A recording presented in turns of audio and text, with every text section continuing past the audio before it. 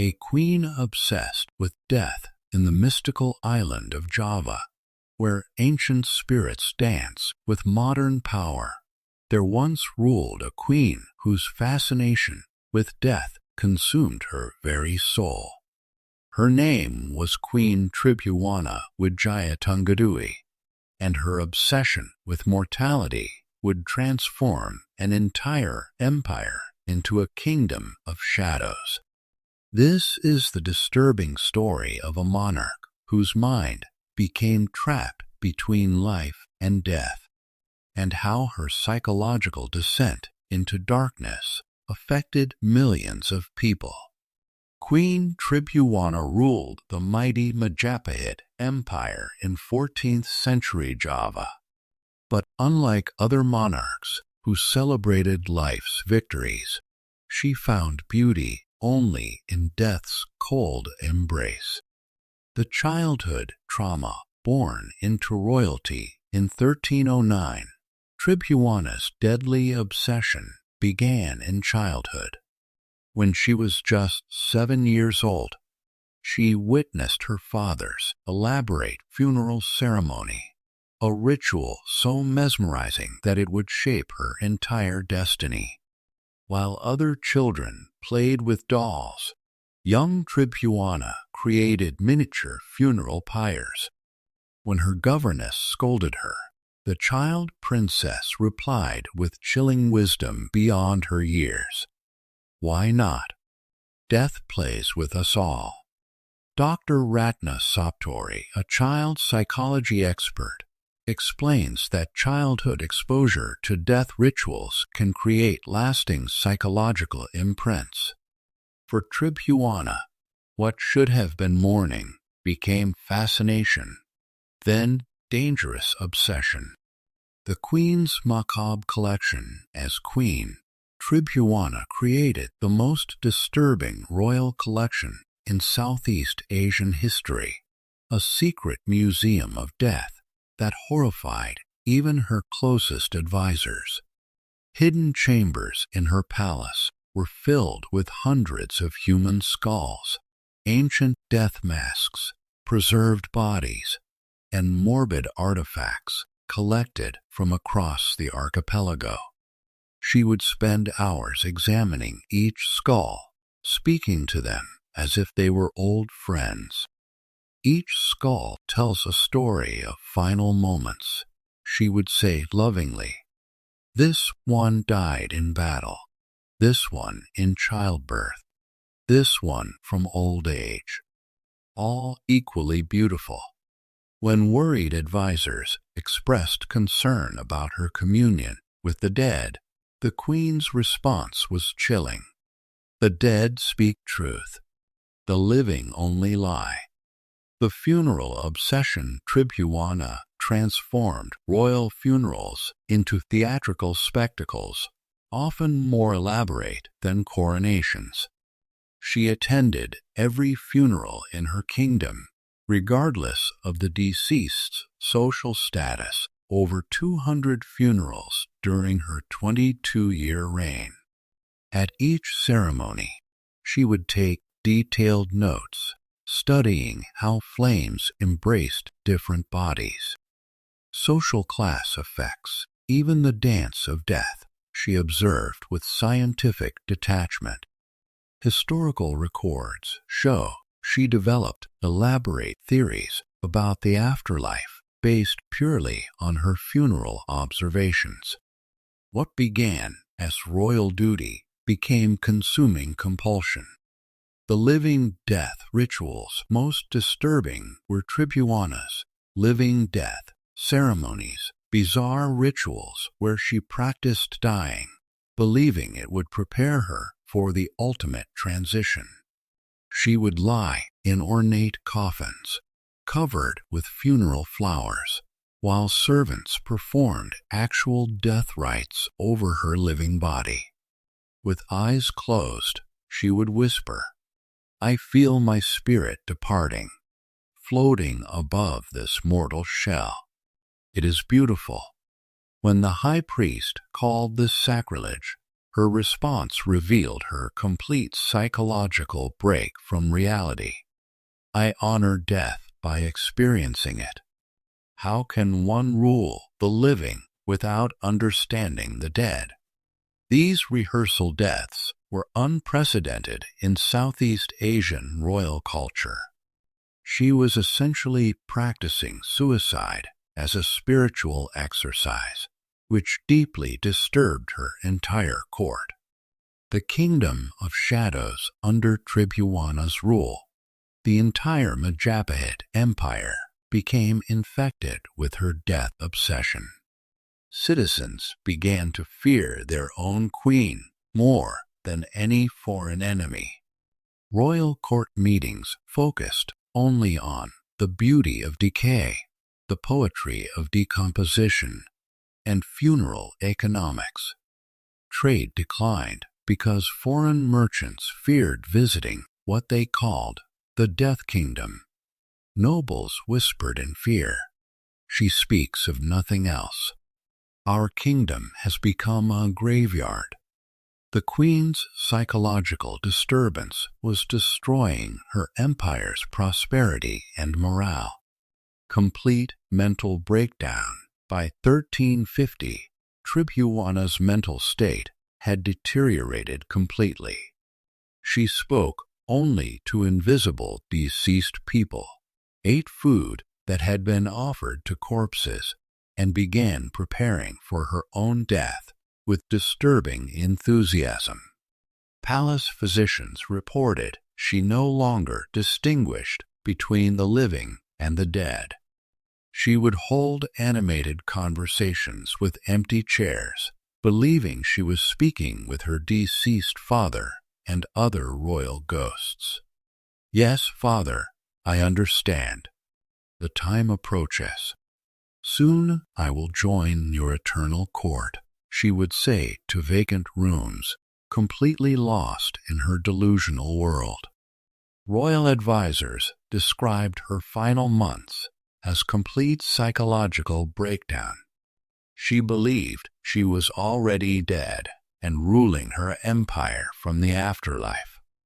The ironic end in 1350, Queen Tribhuwana Wijaya Tunggadui died not in the elaborate death ceremony she had planned for decades, but suddenly, alone, and utterly unprepared for the reality she had spent her life pursuing.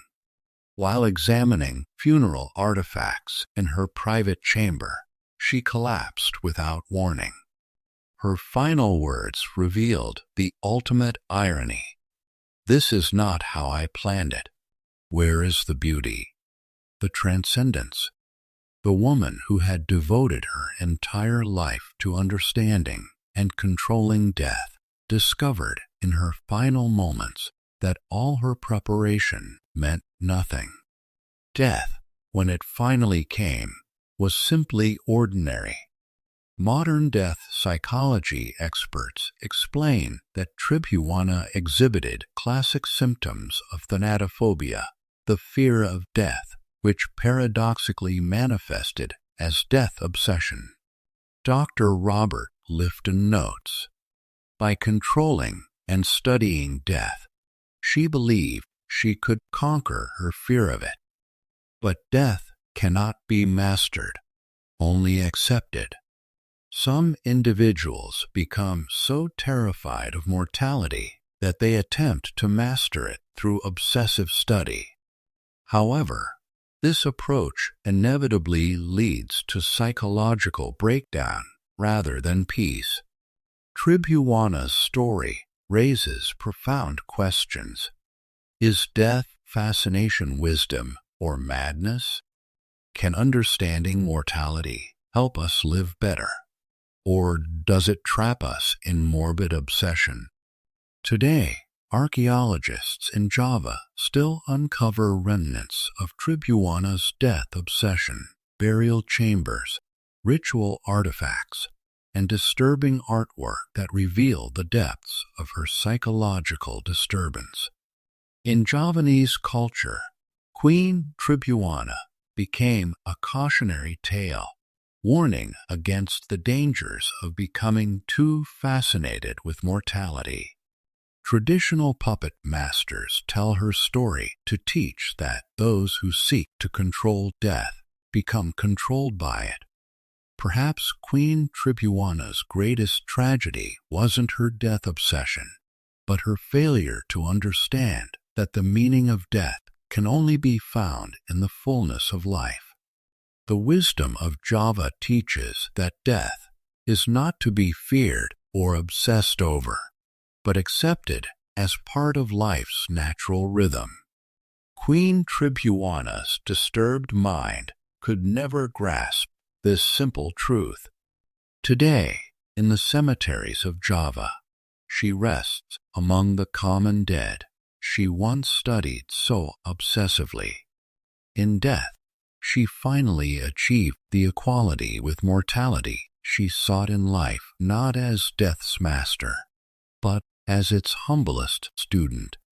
Her story reminds us that obsession with death, rather than bringing understanding, can rob us of the precious gift of living. Her obsession with preserving her appearance became a tragic metaphor for the monarchy's complete denial of reality and the passage of time. The young queen genuinely believed that her beauty was a form of immortality.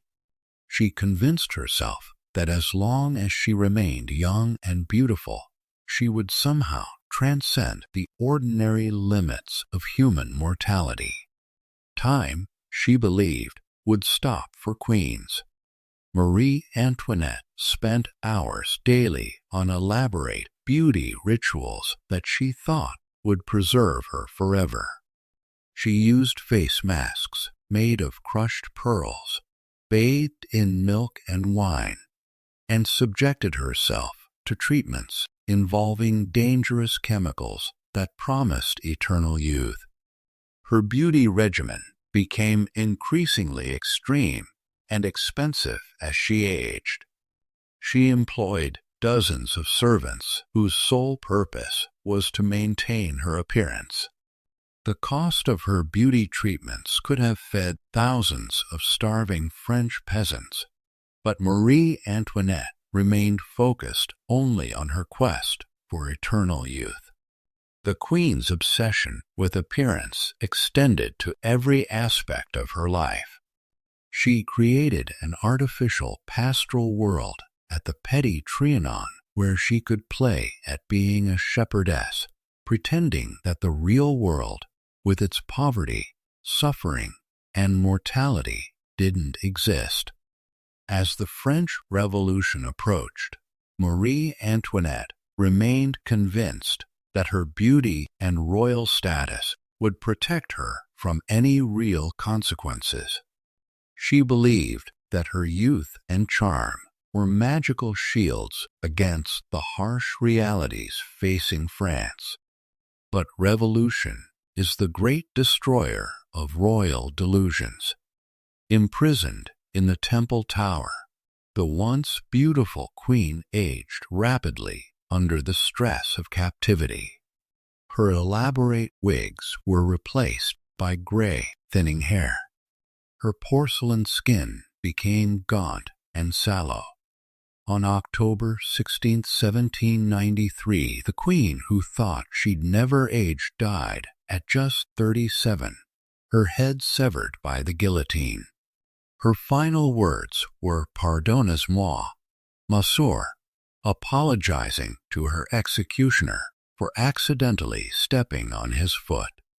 Even in death, she maintained the superficial politeness that had defined her tragic, deluded life.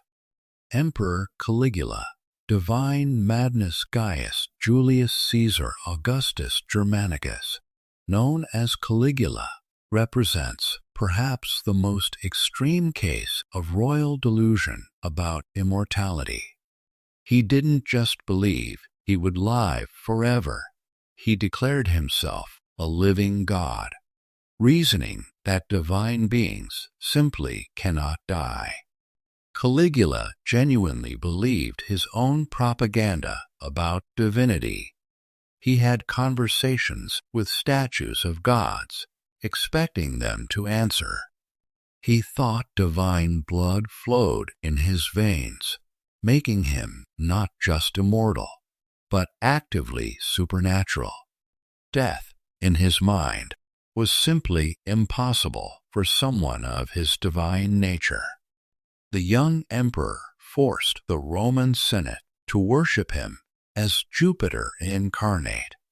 He built temples to himself, demanded religious sacrifices, and genuinely expected his subjects to pray to him for divine intervention. This wasn't political theater. Caligula truly believed he was a god walking among mortals. His belief in his own divinity led to increasingly bizarre behavior. He would order the tides to obey him, command the wind to change direction, and challenge other gods to contests of power. When these supernatural displays failed, Caligula simply blamed the weakness of his human witnesses rather than questioning his own divinity. Caligula's divine delusions made him incredibly reckless with his own safety.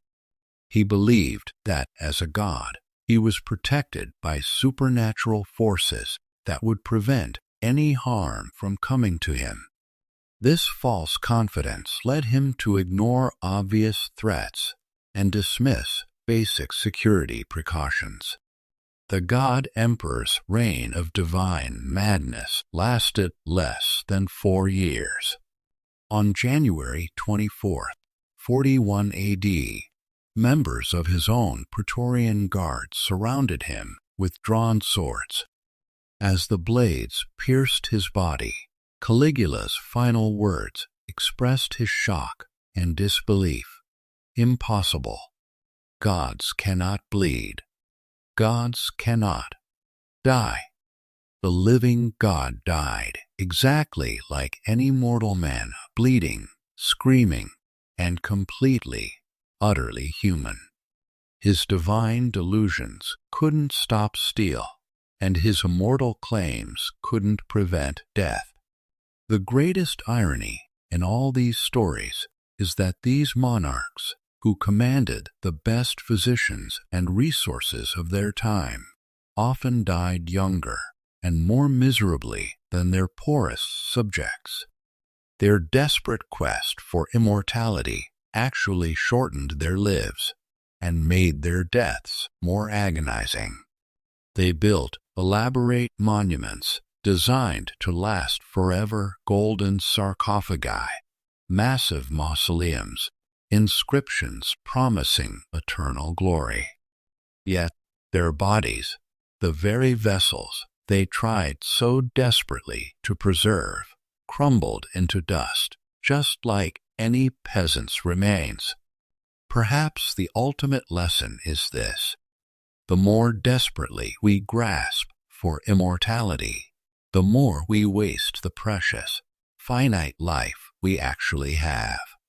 These rulers spent fortunes and sacrificed everything in pursuit of an impossible dream, missing the opportunity to live meaningful, fulfilling mortal lives.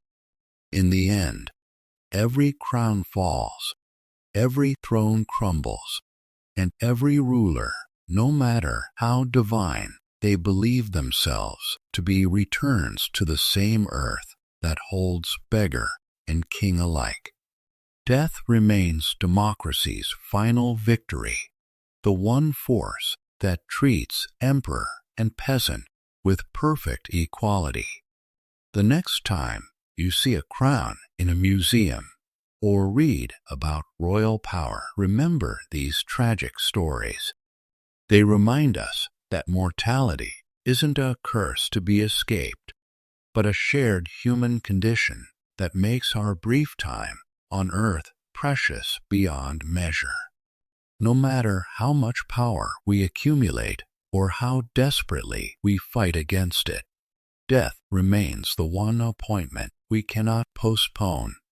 the one kingdom we cannot conquer, and the one truth that no amount of royal delusion can ever change.